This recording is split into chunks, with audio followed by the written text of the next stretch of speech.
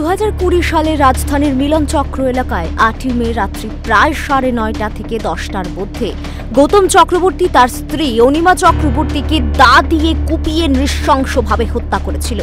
পরদিন সকালবেলা ছেলে নয়ন চক্রবর্তী ঘরে এসে দেখে তার মায়ের রক্তাক্ত মৃতদেহ। বাবা গৌতম চক্রবর্তী পালিয়ে গেছে। পরবর্তীতে নয়ন চক্রবর্তী বাবার বিরুদ্ধে এডিনগর থানায় একটি মামলা দায়ের করেছে। এই মামলার চার্জশিট জমা পড়ায় বিচার প্রক্রিয়া চলার পর মঙ্গলবারই আসামি গৌতম চক্রবর্তীকে ফাস্ট ট্র্যাক কোর্টের বিচারপতি সুনীল কুমার সিং খুনের মামলায় 18 জনের সাক্ষ্য বাক্য গ্রহণ করে আসামিকে দোষী সাব্যস্ত করেছিল। বুধবার আসামিকে যাবজ্জীবন সশ্রম কারাদণ্ডের আদেশ শোনায়। একই সঙ্গে 10,000 টাকা আর্থিক জরিমানা এবং অনাদায়ে আরও 6 মাস কারাদণ্ডের আদেশ দেন। এডিশনাল ডিস্ট্রিক্ট অ্যান্ড সেশন জাজ কোর্ট নাম্বার 5 এই কোর্টটা হলো ফাস্ট ট্র্যাক কোর্ট।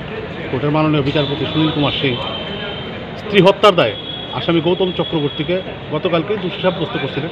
আজকে তার সাজা ঘোষণা হয়।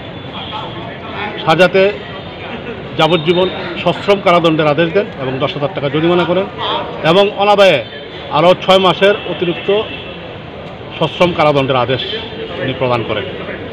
ঘটনাটা ঘটছিল 2020 সালে। 2020 সালে আপনার 8/5/2020 রাত্রেবেলা 9:30 থেকে 12:30 ভিতরে ঘটনাটা ঘটে। এই গৌতম চক্রবর্তী তার স্ত্রী অনিমা চক্রবর্তীকে ব্রুটালি মার্ডার করে দাদি ভাইয়া হত্যা করে এবং ওই দিন তার ছেলে বাড়িতে ছিল না নয়ন চক্রবর্তী। নয়ন চক্রবর্তী পরের দিন সকালবেলা গিয়ে দেখতে পারে তার মার খাটের উপরে মৃতদেহ পড়ে রয়েছে এবং রক্তাক্ত অবস্থা। তার বাবা তখন ঘরে ছিল না, পালিয়ে গেছিল। পরবর্তী সময় পুলিশ বাবাকে অ্যারেস্ট করে নয়ন চক্রবর্তী এডিনগর। এদিকে বাবার সশ্রম কারাদণ্ড হওয়ার পর অনুতাপের ছাপ দেখা যায়নি ছেলে নয়ন চক্রবর্তীর চোখে মুখে। উপরন্তু আসামির সাজা ঘোষণার সঙ্গে সঙ্গে খুশির জোয়ারে ভেসেছে পরিবারের লোকজন ও আত্মীয়রা। তো রবীন্দ্র স্যারকে ধন্যবাদ, এইভাবে পরিশ্রম করে আমার বাবাকে সাজা দেওয়ার জন্য, খুনিকে সাজা দেওয়ার জন্য।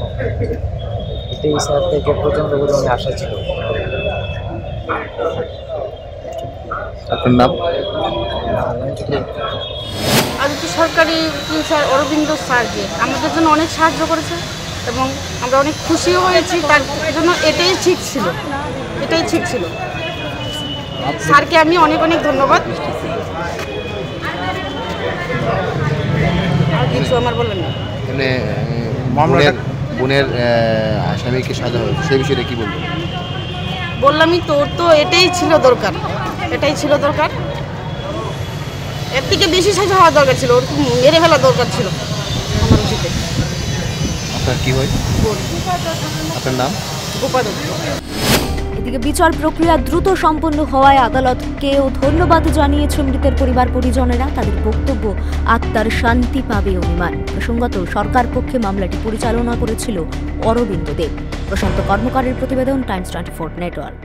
গ্যাস, অম্বল, গলা বুক জ্বালা ও পেটের অন্যান্য সমস্যার থেকে সুরক্ষিত থাকতে ব্যবহার করুন গ্যাসনল অরিও ফার্মা। 5 দশক ধরে মানুষের ভরসা।